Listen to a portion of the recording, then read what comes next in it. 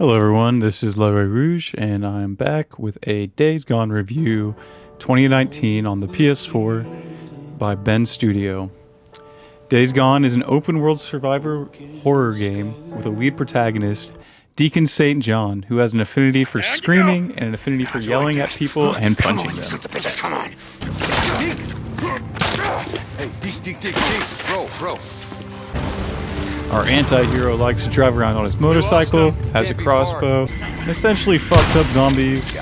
In other words, he is the reincarnation of Daryl. Hell yeah, Norman Reedus. Well, there's some cringe dialogue moments in the game, and it develops pretty slowly. After about 5 hours of gameplay, I noticed that there was a convergence of different plot lines that were interesting enough and really motivated me to continue my playthrough. Additionally, the game does a great job of keeping the player on edge at all times while journeying through the dangerous world of post-apocalyptic Oregon.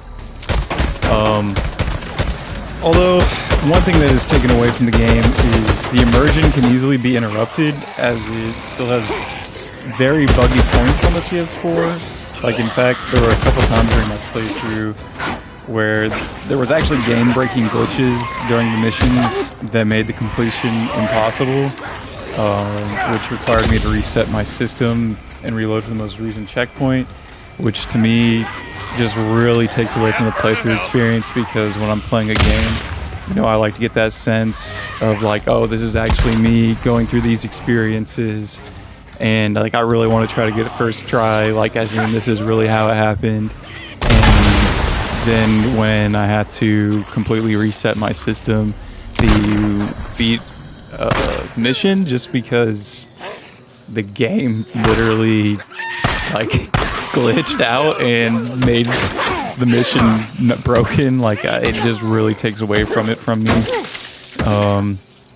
Also, there was a couple of missions that during the game that, you know, you're going to your base and you're like, oh, we need to go do this, and it just immediately puts you into the next mission, and it doesn't make any sense, like, because it's like, oh yeah, I'm gonna go off on this other mission without buying any bullets, because yeah, I mean, I don't need bullets to go invade this other camp, you know, like, whereas all the other, like, most of the missions is like, hey, you know, go get what supplies you want before you go on the mission, you know, it puts that in your hands, you prepare yourself, but then sometimes it doesn't let you prepare yourself, so it's like, dude, like, if it was me actually here, I would make sure to stop and get some bullets, like, come on, like, yeah, it was pretty frustrating, but, so those were a couple things that, I really didn't like about it, but I would say some of the strongest aspects of the game was the actual details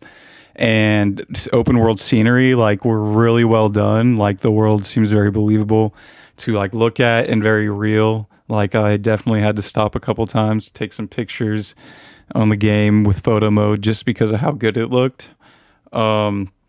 Additionally, the gunplay works really good. It feels really good.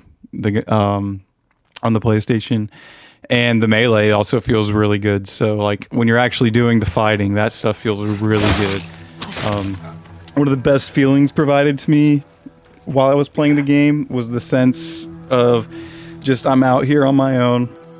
I need to make sure I keep my supplies up, such as gasoline in my tank. I need to keep bullets up. I need to keep, you know, different tools or materials to put together for repairs.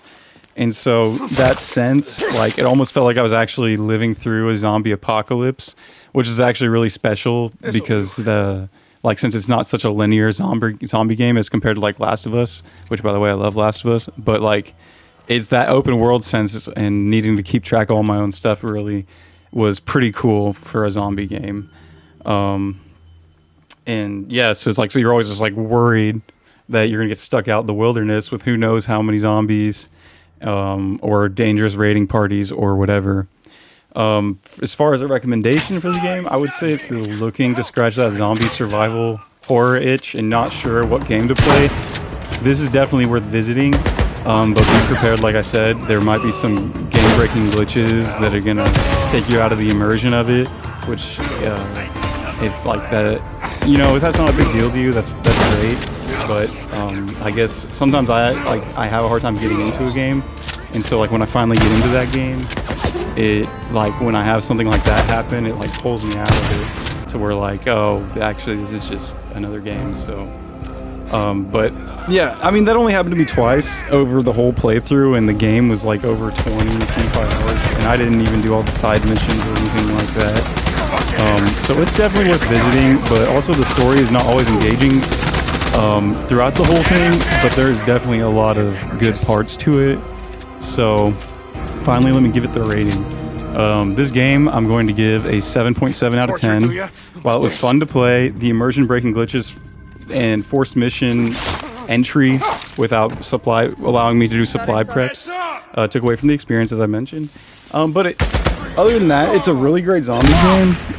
So yeah, like I said, if you want to play a good zombie game with good gunplay and all that, then go give it a shot. It plays really well, and it definitely does give you that sense of anxiety, like you're out there on your own.